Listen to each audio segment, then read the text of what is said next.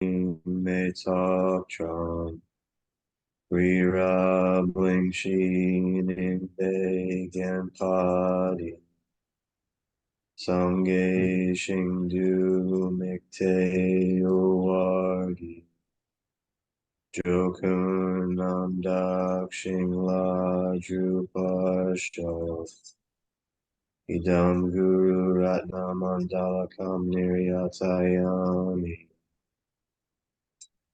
I go for refuge to the Buddha, Dharma, and Sangha until I achieve enlightenment. By the power of the goodness that I do in giving and the rest, may I reach Buddhahood for the sake of every living being. I go for refuge to the Buddha, Dharma, and Sangha until I achieve enlightenment. By the power of the goodness that I do in giving and the rest, may I reach Buddhahood for the sake of every living being.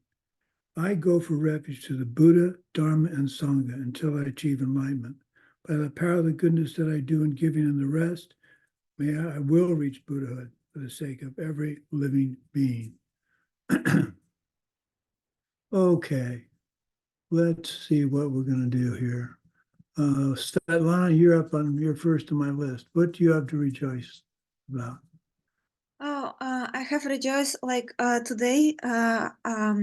I had a meeting among all colleagues in our department, and I needed to present tables. And then one colleague who is very like training my patients, she started criticizing me and started asking many questions, and I was hot-tempered inside of me, but I was understanding that I was trying to understand that it is just returning back to me and make myself firm and just provided comments. And after the meeting, instead of closing from her and distancing, I wrote her comments about the data and replied to her questions, and she replied, "Thank you." And it was calm after that without any like loud discussions. And I'm really glad that I managed to give answers even when I felt that people do not accept what I was offering in the first place. So, and yeah, Wow, I did. very good. That's hard to do, but very good. Proud of you.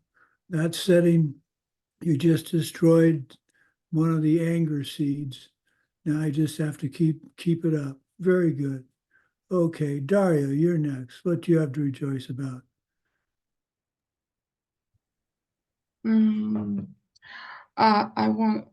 I need to translate it, Natalia. Yes. If you. Yes. Я только. Окей. Мне по предложениям, Наташа, лучше. Он спрашивает, как хочешь. Да, по предложениям хорошо, да. Ну, я радуюсь. Ну, мне тяжело иногда радоваться. Вот. И сегодня больше я видела, как я боролась с негативными эмоциями своими. She says that it's hard for her to experience, to rejoice. And today she saw herself how she is fighting with negative emotions in her mind. И моя коллега должна была переехать в кабинет, поменяться нам. И я, как всегда, встала в позу. Нет, ну, тебе надо, ты делай. Вот, а потом сижу такая, no, stop. So her colleague was supposed to change seats with her and move to another office, and she was objecting it in her mind, and then she stopped herself and started saying, "No, stop, don't do this." И я еще радуюсь тому, что, ну, я живу эту жизнь, ну, вот сегодня я прожила и живу, и могу осознавать, помогать. Ну, вот вообще я живу сегодня. Завтра я не знаю, что будет. And she's realizing, aware that she's alive today, and she's helping, and she's able to help today, and she doesn't know what is going to happen tomorrow, but she's living today. She's alive today now. No, good, good. Being aware of your situation and knowing that your karma ripening is really, to me, a very empowering feeling. So good, good. Mike, you're next.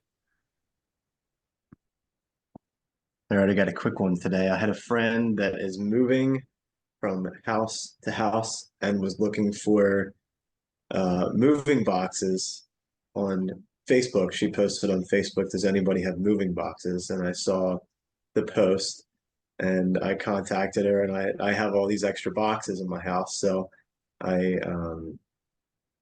said I have moving boxes for you, and she came over yesterday and got the boxes. So just rejoicing in just helping somebody get what they need so that others can have what they need in the future. Very good. You'll have all the boxes you want in the future. Very good. Okay, Cornelia. Thank you, Venerable Sumati.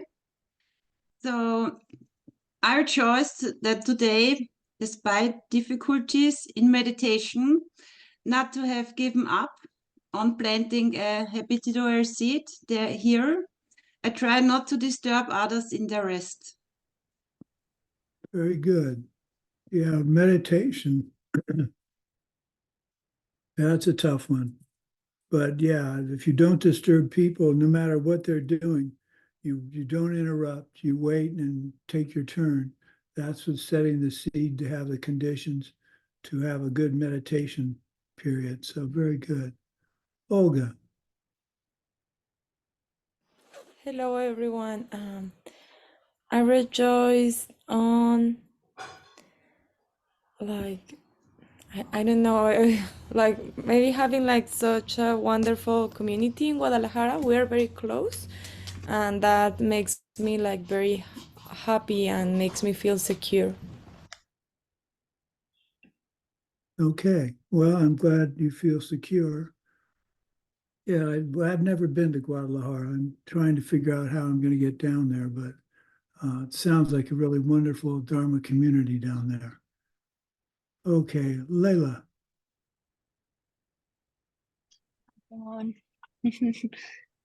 I rejoice for a friend who today messaged me about a very successful meditation that she's had after some attempts at some meditations that weren't quite great as she's starting off, and she didn't give up. She had some instances where I think she explains it as she wasn't very much guided and was in this meditation that was ended up being just a 10-minute silent meditation, but most of the meditation was the meditation teacher kind of talking a bit about themselves, and then it threw her off, and it didn't make her feel like she would want to continue on meditating, and I'm rejoicing for her for having gotten past that and having had very positive experiences right now. Good. Well, that's going to set the seeds for you to have positive meditation experiences. It's a constant, you want to be, well, most of us, when we're trying something new, we want to see some idea of progression. And there are days with my meditation where I finally developed watchfulness. I think I'm finally beginning to get the idea of that. And then the next day, you don't have it. And you think, well, I can't do this, but you just keep at it, and you'll get there. Okay, who's left? Anybody left that I didn't ask? I think that's it. Okay, before we go any further, I want to find out, who's going to be answering, doing the questions on the review. So I have from my list, it seems that Mike and Olga, you're going to do questions? Yes, but I would like to check something because I have that today. We have the class 9, and then I have the next Friday we have the class 10. But it's okay that? Or today we're doing the No, we combined two classes. So today's class 10. okay. So Tuesday will be the review. Okay, so Daria wants to do it? Yeah, I'm. Okay. I have a little matrix set up for this. Okay, Mike, Olga, Daria, Layla wanted to do it, so I'll put you in the. Thank you. Is the review next Tuesday or? Yes, it's I Tuesday. have it. Okay, so it's not next Friday. It's this Correct. next Tuesday, Yeah, the I 6th. didn't let everybody know that. That's my bad. And Friday's not happening. Fridays we're done. Yeah. Got it. Thank you. Okay, and Mike. So let's see. And Katrina, I don't see Katrina here. She emailed me that she wanted to do it. Anybody have, Svetlana, do you have any idea what? Katerina wrote in the chat that she wants questions. Okay. Okay. So Mike, Olga, Daria, Kat, and Layla. And Okay. I have a question. Sure.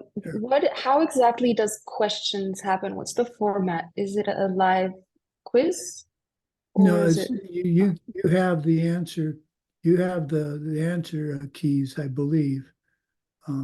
So what I do is I'll ask a question. You can either respond just with what the answer is in the answer key, or do it in your own words. But it's not memorized. You can just read off the sheet. Some students like to try and put it in their own words, and some just want to read. The idea is to start getting you to the point where you want to think about teaching. So, Thank okay, you. Mike, you've got questions 1, 6, 11, 16, and 21. Olga, you've got 2, 7, 12, 17, and 22. Daria, you have 3, 8, 13, 18, 23. Katrina, she has 4, 9, 14, 19, 24. And Layla, you have 5, 10, 15, 20, and 25. So Svetlana, if you can let Katrina know the question she has, that'd be great. Yeah, Venerable Sumati, I'm sorry. May I also take questions? And Natalia Naboha also wanted to take questions.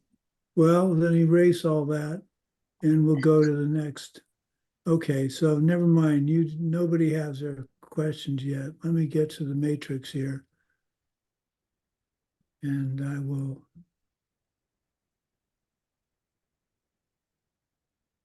Okay, so you two.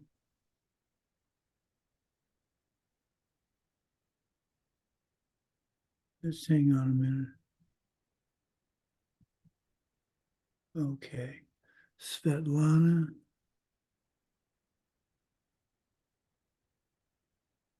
And Natalia.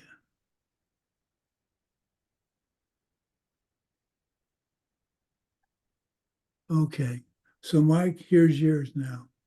Mike's going to have 1, 8, 15, and 22. Olga, you're going to have 2, 9, 16, and 23. Daria, you'll have 3, 10, 17, and 24.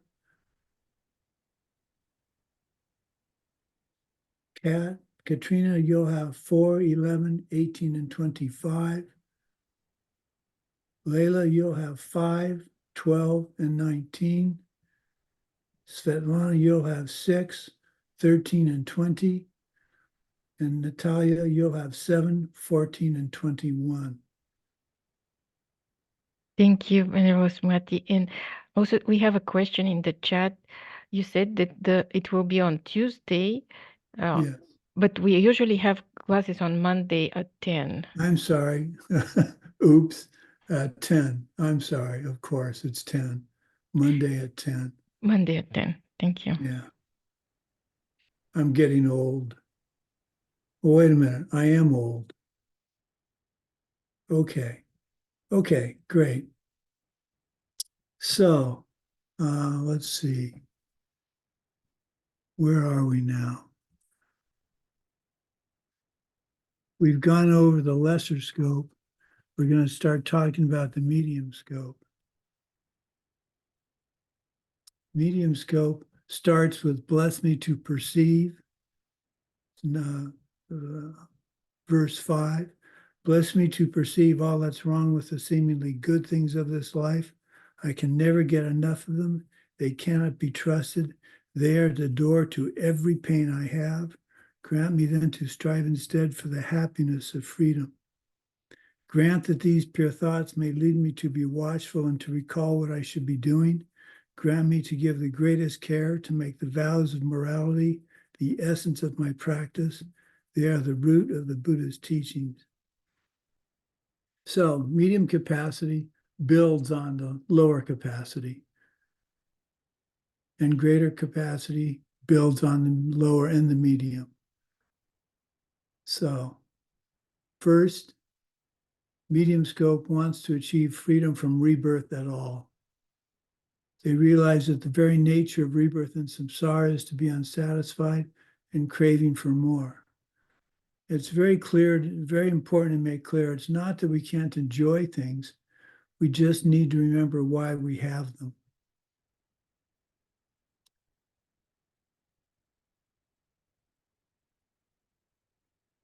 Ignorant liking and disliking are flawed processes, and you realize you must get rid of them. The better your practice at this stage, the more enjoyable life will be for you. And it may seem difficult to agree with that, since we're asking you to give up things and watch your morality. But if you watch your morality carefully, you'll find that the world does become a happier place for you. So now you have to figure out how to gain the path to freedom. The way to do that, the most important thing to remember is practicing your morality. So why doesn't let me rephrase that.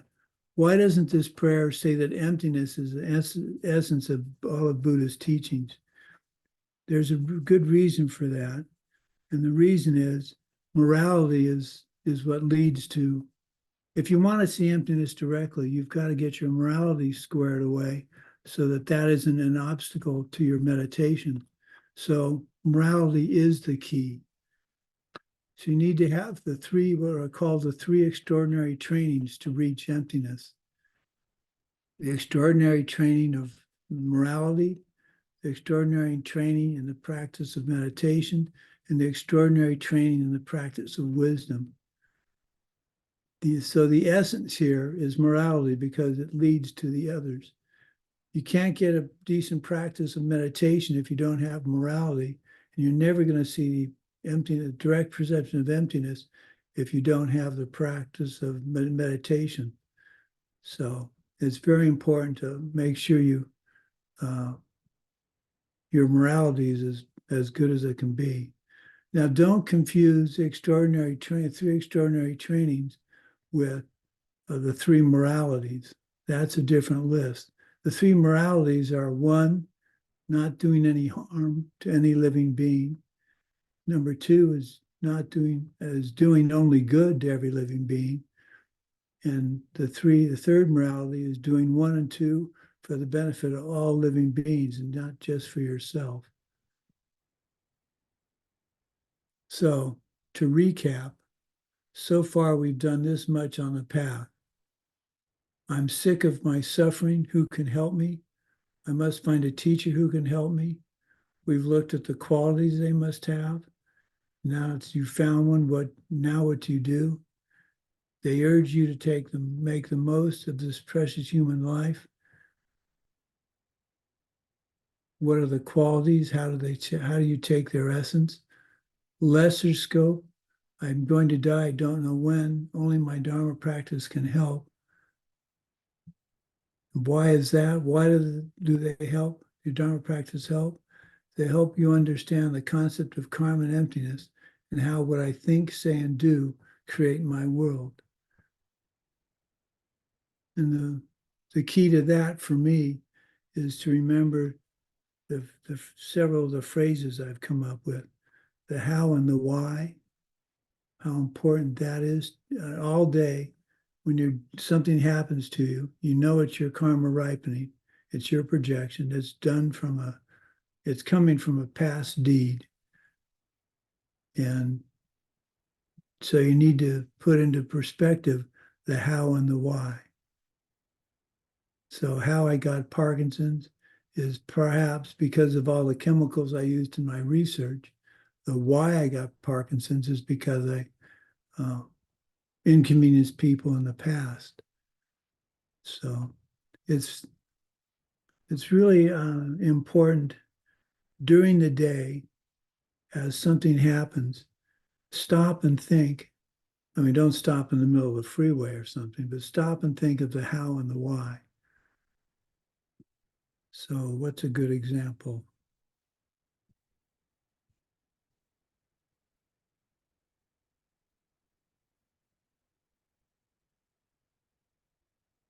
Well, trying to think of one recently besides my illness. Oh, I started a new medication a couple of weeks ago, and it's not doing anything. So rather than keep taking a medicine that's not doing anything, I've decided that that's because I didn't provide somebody with what they needed in the past. And because of that, what I need to stop this tremor, this medicine didn't work. It's not that the medicine didn't work. I don't have the karma for it to work. And it's really important to keep that in mind when you do anything, especially with medicine. If you don't have the karma by having helped others get what they need, and it's not that you have to give them help them get a medicine they need. That's one of the problems with karma correlations. You try and correlate,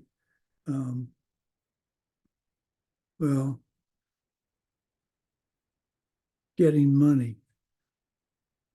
You try and correlate getting money. Getting money, what does getting money really mean?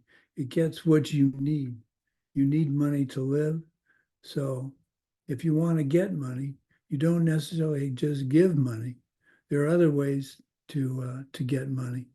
And that is helping others get what they need, whether it be food, shelter, new car, help with homework, help at work. Getting people what they need can ripen in terms of money or other things. So don't just make the correlation that you need to give. If you want money, you need to give money. I think that's a flaw that we can succumb to, unfortunately.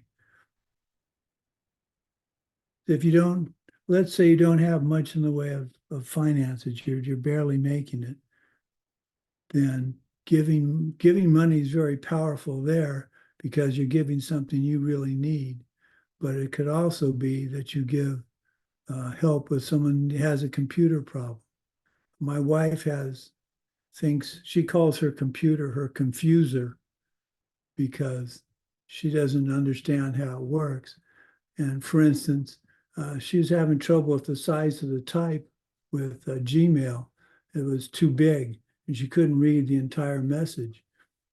So I just told her the trick was to use a control minus or control plus to change the font size.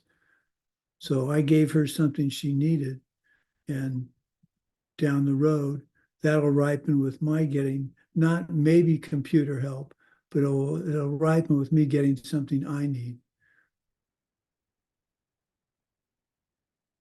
Okay. You want to be totally free of the ups and downs in this world. So how do you get all the things you want? Geshe Michael says that starts by training in morality. So you learn how to make the karma necessary for a future of nothing but pleasantness. The other key, besides morality, is service, helping others. So you must train yourself in meditation, focus on your daily actions, your vows of morality, the 3 sets of vows, the vows that you have, the refuge commitments, lifetime layperson vows, whatever you have. Work hard so that your natural reaction to unpleasant or pleasant situations will not be ignorant. That's another thing that I think we tend to talk about negatives with the karma ripening and not having ignorance about that. And what I mean by that is when good karma, something good happens, you don't stop and think about how you got that to happen as much as you worry about the negative. And we should be thinking karma and emptiness all the time, even with the good.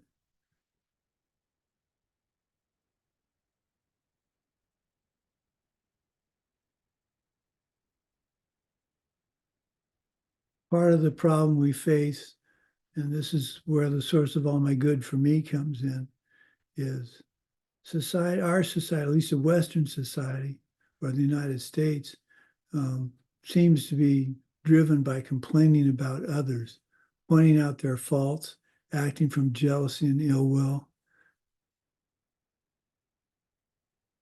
The political campaign in this country is so negative. When I was writing my books, I did research on congressional testimony, and it was civil. They asked questions and got civil responses. Now, if you listen to, at least in our legislation, they're whining, they're complaining, they're interrupting, they're being rude. Didn't happen before, at least not as much now. And I think that partially has to do with social media.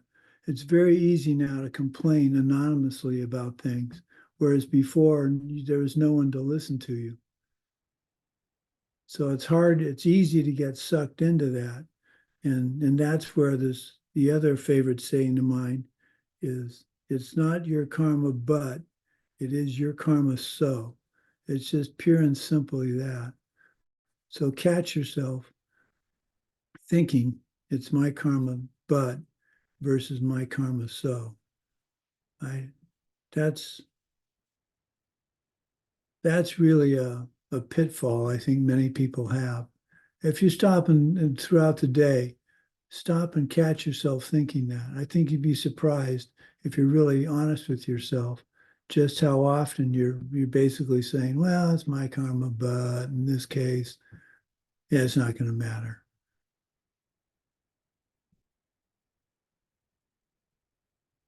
So at some point you move to the third scope, the greater scope, or great scope. And that's, I have slipped and fallen into the sea of this suffering life. Bless me to see that every living being, everyone my own mother has fallen into.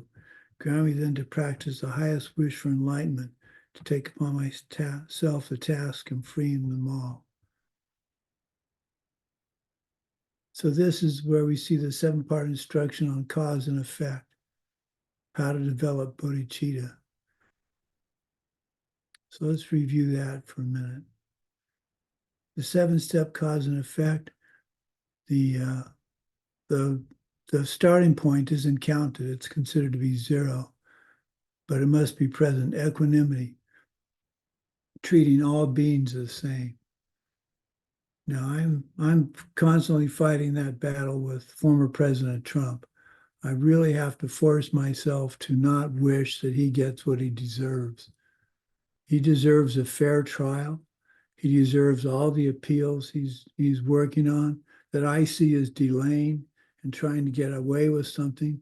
And I've got to, that movement in my mind is not helping any. That's setting karma for discord and ill will for me in the future. Because if I wish, by wishing what he gets what he deserves, if the courts find him not guilty, he's not guilty. Whether I think he is or not, the courts have passed their judgment. So we're trying to decide what we're going to do if he gets elected. We don't really want to be in this country if that happens. But is running away from it going to solve it? No. Moving to another country is not going to make Donald Trump get out of my life. So I need to treat everybody the same.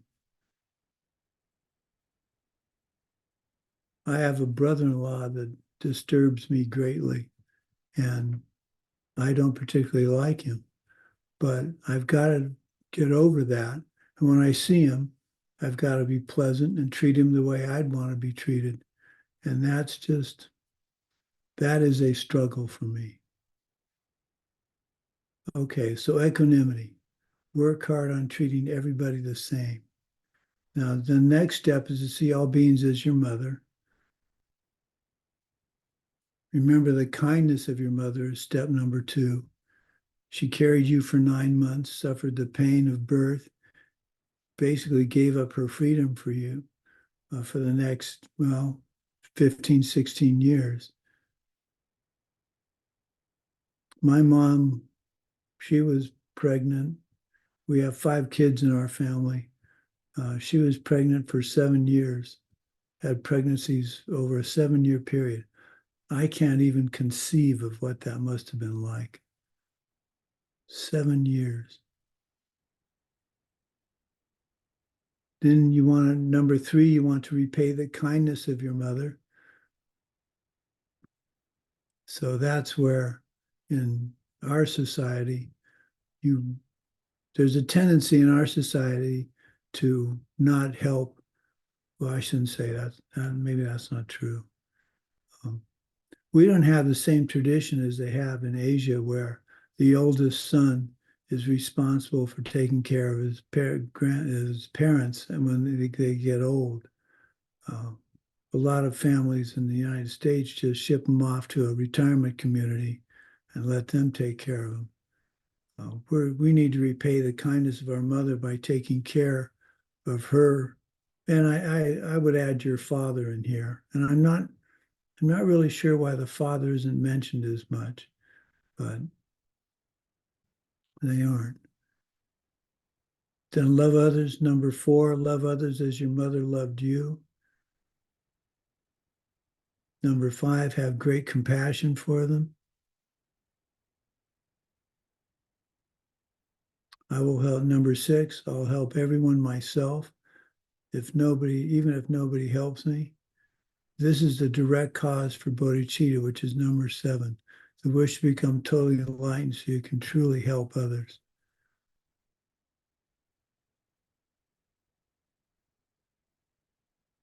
I found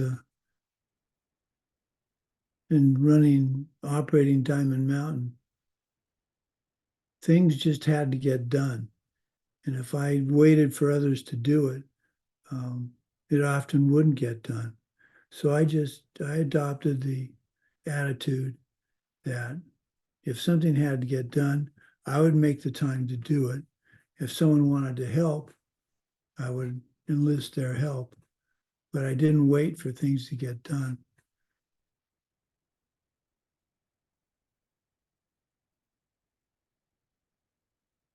Okay. Bless me to see clearly that the wish itself is not enough. For if I'm not well trained in the 3 moralities, I cannot become a Buddha. Grant me then a fierce resolve to master the vows for children of the victors. Children of the victors, you become a child of the Buddhas when you take your bodhisattva vows. So when you see children of the victors, that's talking about bodhisattvas. Bodhisattva, the bodhicitta in the form of the wish, is an excellent start to your career as a Buddhist, but taking the vows, it makes it all that much more powerful. Then you have the four immeasurables, which are kind of a constant reminder of the bodhisattva vows, the 6 perfections. Next is, grant that I may quickly gain the path where quietude and insight join together, one which quiets my mind from being distracted to wrong objects, the other which analyzes the perfect meaning in the correct way.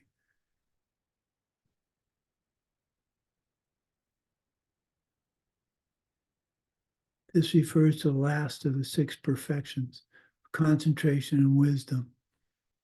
You have shamatha, the single-mindedness that is imbued with the exceptional bliss of practice ease due to single-pointed developing single-pointed meditation on its object. And vipassana, insight, the wisdom which is full of exceptional bliss of practice ease by the power of the analysis of its object, which is founded upon quietude. So when you reach the state where you have single-pointedness, you take that quietude and you have the insight meditation where you're focused on the direct perception of emptiness.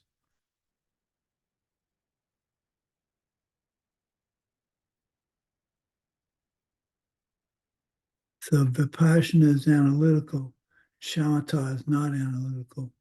You use your shamatha to hold your vipassana.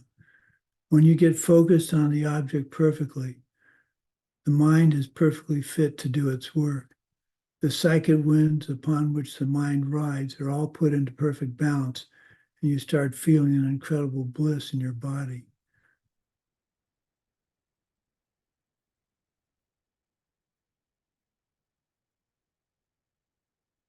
Grant that once I practice well, the path shared, and become a vessel that is worthy, I enter with perfect ease the way of the diamond, highest of all ways, holiest door to come inside for the fortunate and good. This is the beginning of the verses on Tantra, which I can't go into much more detail.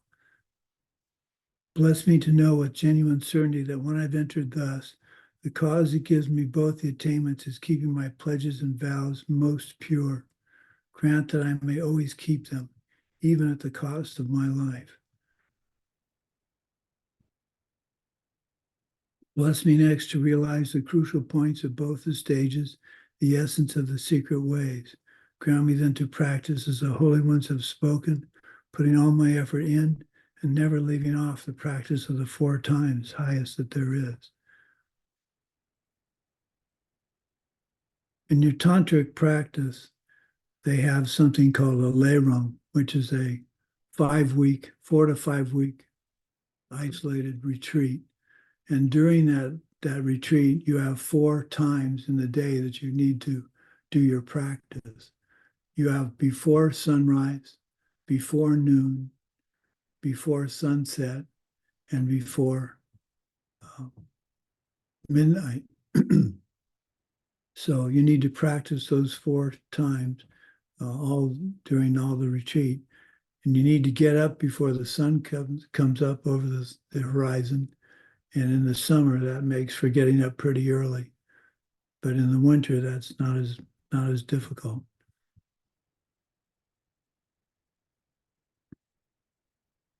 Then at the end of the source of all my good, there's a blessing and a wish. Bless me, grant me that the spiritual guide who shows me this good road and all my true companions in this quest live long and fruitful lives. Bless and grant me that the rain of obstacles, the things within me or outside me that could stop me now, stop and end forever. In all my lives, may I never live apart from my perfect lamas. May I bask in the glory of the Dharma. May I fulfill perfectly every good quality of every level and path, and reach then quickly the place where I become myself the one who holds the diamond. This last set of verses, and all my life may never live apart, is found in many of the prayers. That was not part of Tsongkhapa's. He didn't come up with that. It's not really clear who did, but it appears at the end of many, many prayers.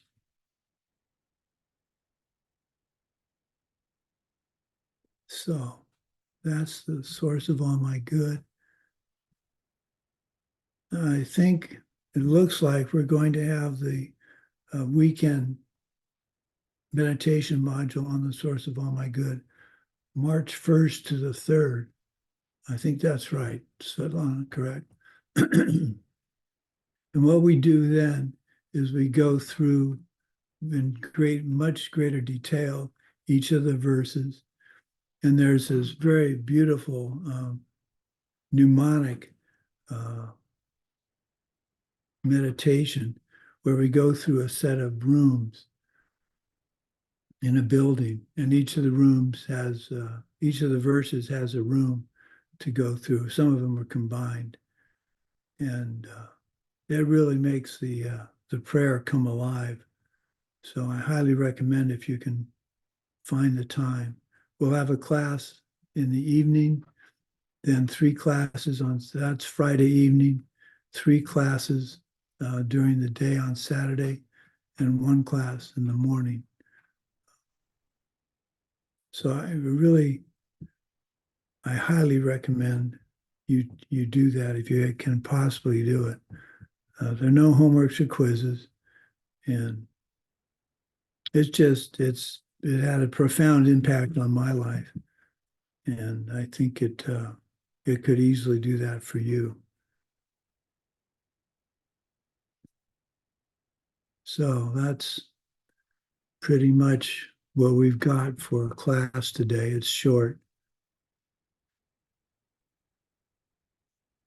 The important thing is to have,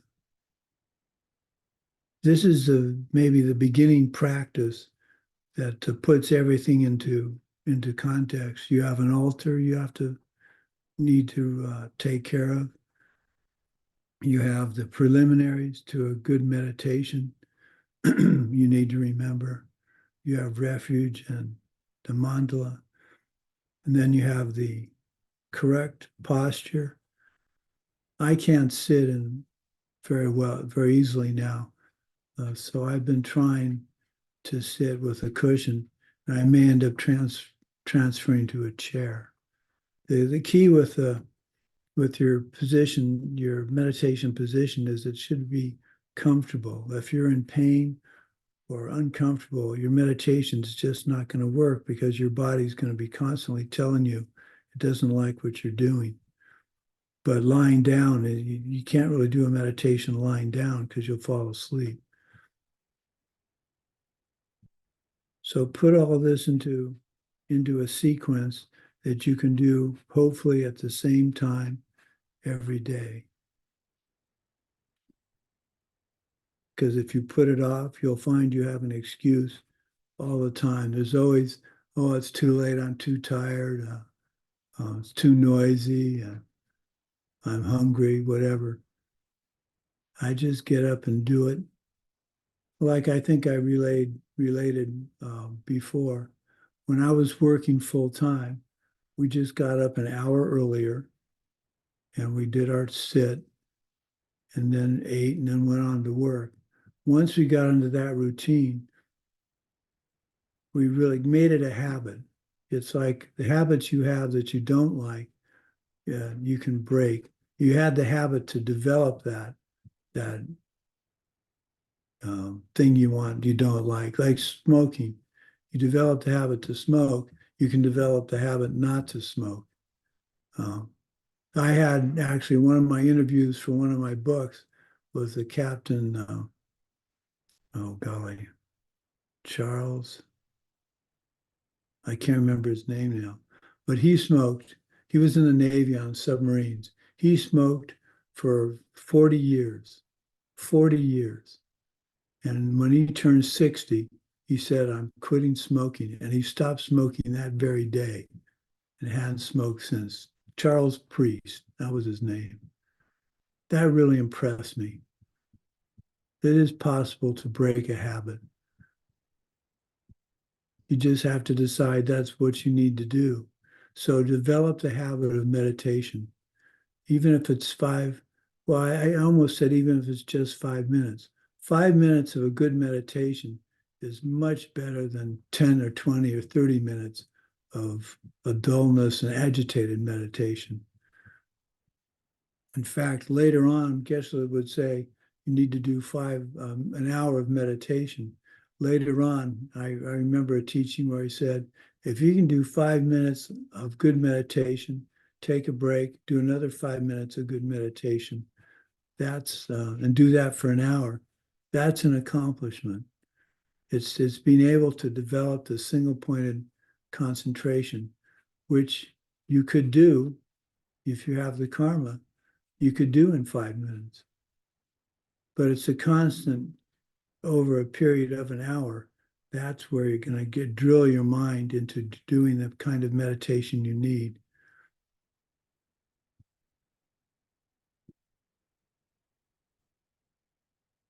So, what else did I want to say about meditation?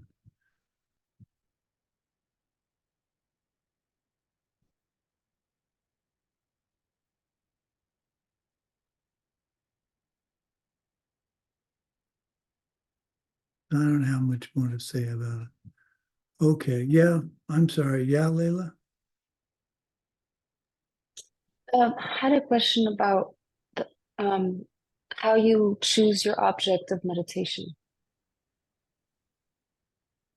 Well, Geshe talks about your teacher should give it to you. How do I choose my object? Well, there's a comfort factor for me. I'm very comfortable with the source of all my good. So I can quickly go to any room in that meditation and think about, for instance, the mirror room. The mirror room is where the vows, you think about and meditate about taking your vows. So I can describe the mirror room in my mind very easily in meditation. So once you take the source of all my good weekend, you'll have a much richer basis for choosing. It's a good question that I don't really have a simple answer for. Initially, go ahead. Sorry, so there's the fixation, review, and analytical types of meditations. Right. And is it generally a bit of a mix of maybe two of them or three of them, or maybe just one? Let's say you can choose to work on breath work for one of the meditations. Right. And that's like fixation. It's a little, well, that's a good question.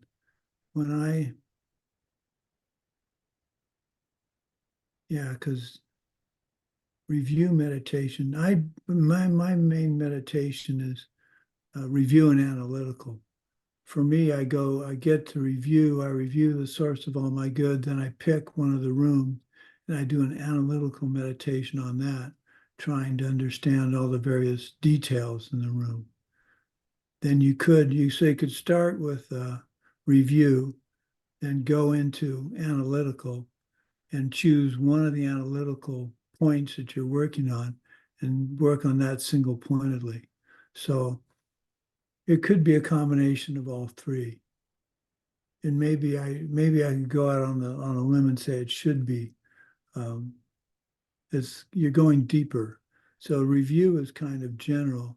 Then if you pick a separate individual subject, you go deeper. And then the really deep meditation would be you're trying to develop single-pointed concentration on that topic. So review might be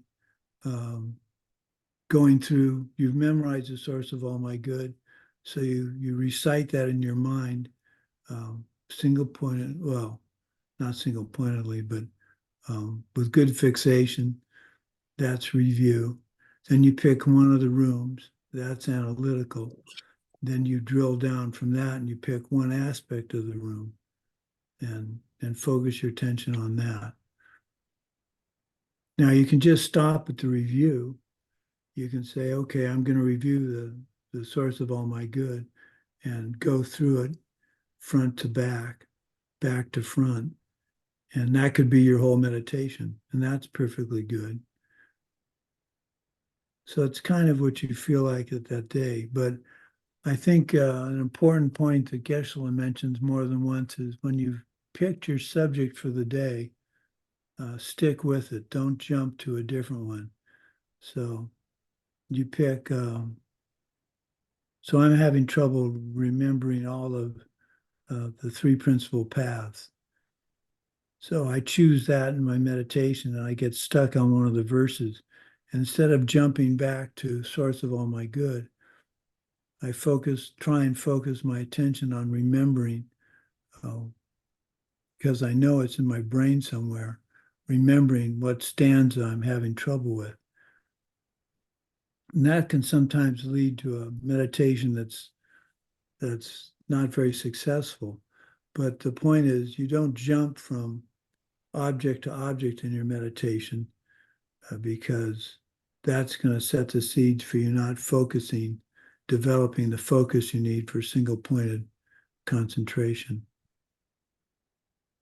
And within the 6 preliminaries, or is it maybe before the 6 preliminaries? Is that when you come up with your agenda of sorts for your subject of meditation?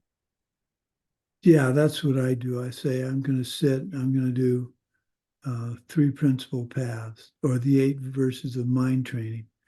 Then I do my 7 preliminaries. And your preliminaries shouldn't take half an hour. When you talk about an hour of meditation, the preliminary time doesn't count. So if you take 10 minutes, that doesn't mean you only have 50 minutes left if you're trying to do the whole hour. My preliminaries go really pretty quickly.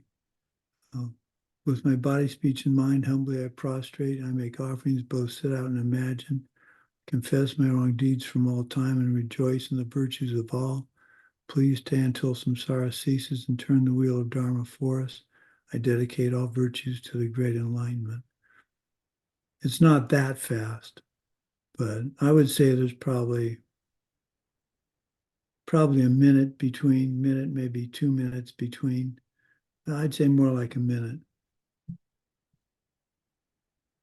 You don't want to run through it quickly, but you don't want to get lost in the preliminaries and then not be able to get your meditation object in place, especially if you're setting up to do this before work. You've got a schedule to meet. But I'd pick your object for meditation before the preliminaries. Thank you. Any other questions?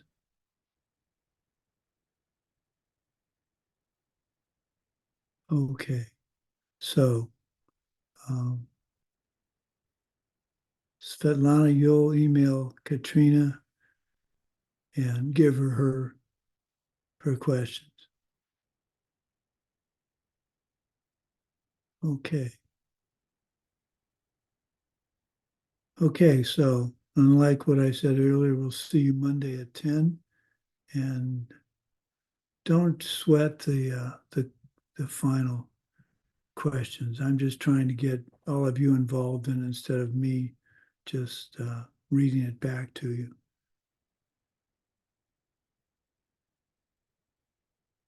I found some mistakes in what I sent you. Well, I've got a different copy. I'm going to go through what I sent you on the source of all my good. It's interesting. I've looked at that teaching for years, and I keep finding places I made a mistake. So I'll look at that and make sure I have it straight for you after class, and I'll send that to Svetlana. Okay, let's do our dedication.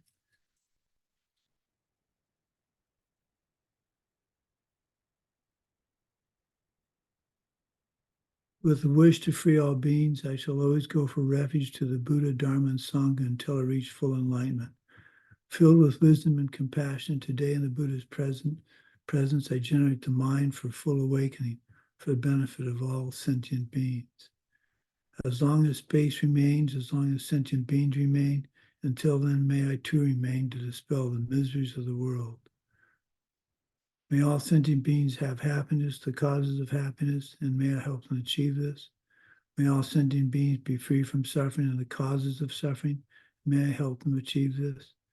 May all sentient beings never be separated from the highest bliss, which is devoid of suffering, and may I help them achieve this. May all sentient beings come to rest in the great impartiality, which is free from attachment and aversion, and may I help them achieve this. And finally, may the source of benefit and goodness, the Dharma, spread and expand. May the beings upholding the Dharma have excellent health. May the source of happiness and well-being for all embodied beings, the Dharma taught by the Buddha, always increase. Thank you for the opportunity to teach this wonderful material to you. I'm not sure when we're going to start class 4, but I think Svetlana will let me know, and I'm not sure. Do you have any idea, Svetlana? Just a moment, I can check it in the chat. We have a picture, like the first class when it was, yes. I like to give everybody about 3 or 4 weeks to get their homeworks and quizzes and stuff done. From January 4, the first class was January 4. Right, but when are we going to start course 4? Oh, course 4. I don't know, I think. Okay, I'll talk to you about that. Yeah, I need to check another link. Well, part of the problem is Geshe Michael is going to start teaching in April, the next Lam Rim, and it's considered very rude for me to be teaching when he's teaching. And sometimes, depending on where he is doing that teaching, he's going to be at Diamond Mountain. So he's not going to be, I don't think he'll be teaching early in the morning, but he might be teaching at 10 a.m. So I shouldn't teach at the same time. So we'll work that out, and we'll get an email to everybody about the timing. So I encourage you, I hope as many of you as possible can take the teaching on the 3 principles, on the source of all my good. It's very rich in meaning, and it's got a wonderful set of visualizations that are just ripe for doing meditation. And it's a good short version of the path you need to reach enlightenment in this lifetime. Okay. Take care, everybody. We'll see you on Monday.